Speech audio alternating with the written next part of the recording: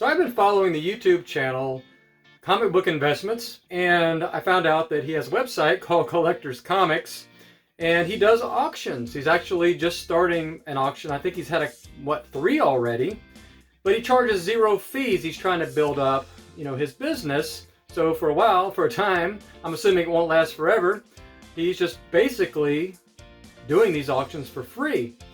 So I thought, well, I'll just check this out. Maybe I'll send a few slabs in. What could be the harm in it, right? Just to try it out, if nothing else. But I just missed the deadline. So what I did is I went ahead and participated in the auction. I found 10 slabs that I was going to bid on. So I was looking for books that were either just good investments at face value, or possibly that had, pressable defects on them that I could maybe crack, clean, and press and get a grade bump on.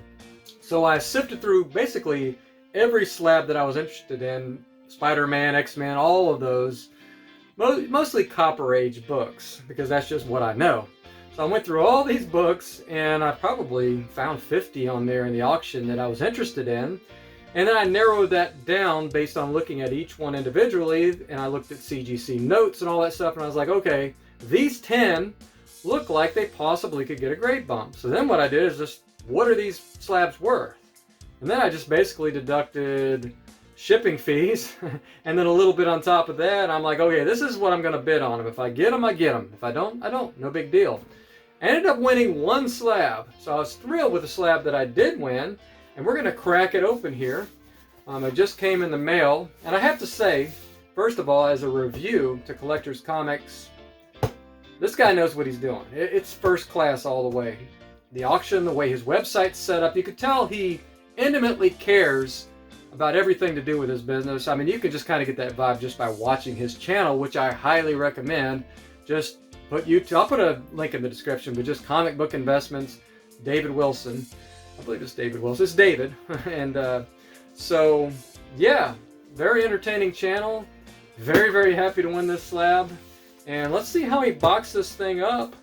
And let's take a look at it. Let's get a close inspection. Do we think there could be a grade bump on this slab? And maybe I'll do a separate video on that process and, selling it and all that stuff, costs, the whole shebang, right? So I'm going to go ahead and get this thing open. So I'm going to find that trick here that I've used, that I've done maybe I haven't done a video. I need to do a video on that. Where basically there's a seam here on priority boxes. See right there? You don't have to open it at the ends. You could just, I'll take my knife and we stick it in here. Just make sure you stay toward the top of the box. But all you got to do, let me just get a good angle here.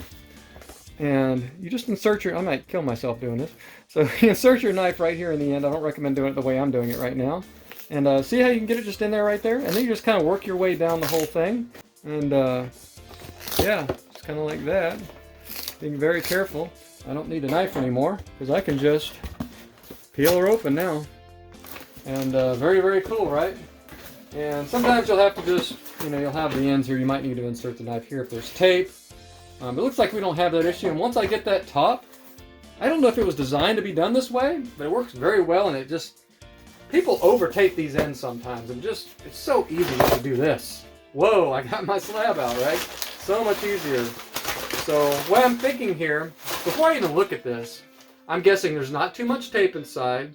It's just enough bubble wrap to keep the book safe, but not like a ridiculous amount to go overboard to make unboxing it annoying for me. I kind of have a feeling that David knows what he's doing when it comes to this stuff. So let's see what we got. So he's definitely got, kind of the paper here to help bolster things. That's very smart. Anything you could put on the sides of the slab in case the box did get crushed in, just to help a little bit. So look, just simple bubble wrap wrapped around it. That's all you need. You don't need to go crazy with it. It's mainly double boxing, which is basically what this is. You put this in the middle of a big box, much bigger than you think you would need, and you just make sure you have something all the way around it. And then you have a second layer of bubble wrap. And if you get a crush, you got one layer to absorb it. And in case it does get through that layer, you got another layer to absorb it. So it would take like an extraordinary handling. And probably if it was that bad from USPS or whatever delivery company, then it's probably going to damage it no matter what you do. So, if this was Amazing Fantasy 15, I'm pretty sure he would have done a triple box or whatever, a double box at least. But Yeah, so this is what it looks like. Very cool. So what did I get? Let's take a look. Let's see here. It's like 2 pieces of tape on it. First piece off very easy. And second piece of tape. It's more my eyes than anything else. The lighting isn't good and I can't actually see the tape here. And I'm not putting my reading glasses on. I'm not going to subject you to Nerd Jim, although, whatever. My Clark Kent thing, right? So, there we go. And now this puppy is ready to be opened. Oh, another piece of tape. So it looks like he's got all the corners. But if I could see, this would be much easier because this is coming right off of this easily once I do find the tape. Alright, 4 simple pieces of tape, not hundreds, not like wrapped all the way around here 30 times. You know, it doesn't need to be Fort Knox. It just needs to hold the bubble wrap in place. So here we go. Alright, what did I get? Alright, ready? It's a 9.2. Another copy of this. Now I have an 8.0 copy that was poorly pressed. You can watch the video on that unboxing. This is actually probably higher than an 8.0. I just got to crack and clean and press that one. This one, however, looked like it might have been a little bit better than a 9.2 as well. So, but let's take a close look and just see. All right, you can look with me. See right here? This is stuff I could see because his photos were excellent on this website. You can kind of see that little bend right there. There's a bend right here. Okay, you see that bend right there? That's what I was seeing in the picture. So I'm looking closely at that. It does have a slight color break, but the bend does extend a lot further into the book. We'll see what else we got. Got a couple non-color breaking ticks here. Okay, and we'll see what else we got on this book. Oh yeah, I can see it on this corner right here. This corner has a bend without a color break. I don't know if you can see that. See that bend right there? And there is no color break there. I can see it right here. There's a little tiny scratch on the case, but there's no color break. There's a nice little bend right across there. That can be pressed. And there are several, 1, 2, 3, 4, 5, 6, 7, 8, 9, 10. Let me get my light on here. Quite a few ticks on the back, but I'm having trouble finding color breaks. So with this bend gone and these ticks here just being slight color breaks and then the one color breaking tick on the front, what do we think, what grade could we get on this book? I'm thinking a 9.4. I think if we cleaned everything up, this would be a 9.4. 9.2 worst case scenario. So I just have to do the math. Is it worth improving this book to a 9.4?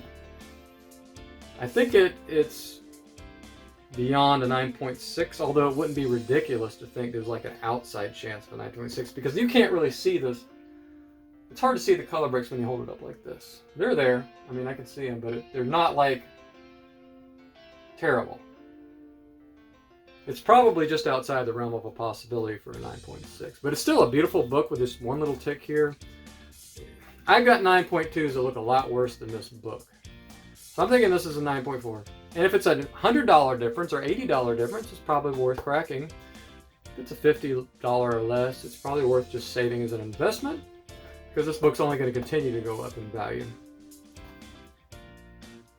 So very, very happy with this book, getting this book for the price I did because I got it for under fair market value and then also basically free shipping on it as well. So I've already gained value. I could resell this right now.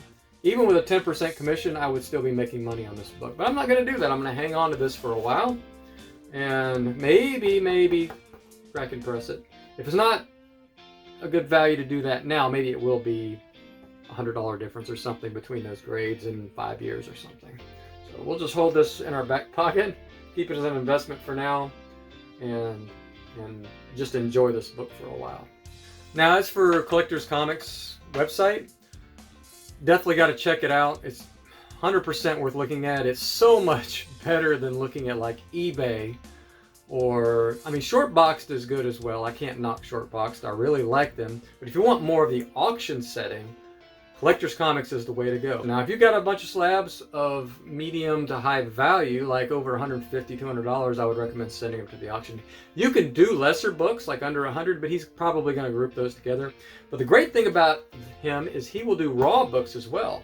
So he'll give his ballpark grade on a book, and he'll put it up in the auction. So you can do best of both worlds, slabs and raw books on his website. And it's just so user-friendly.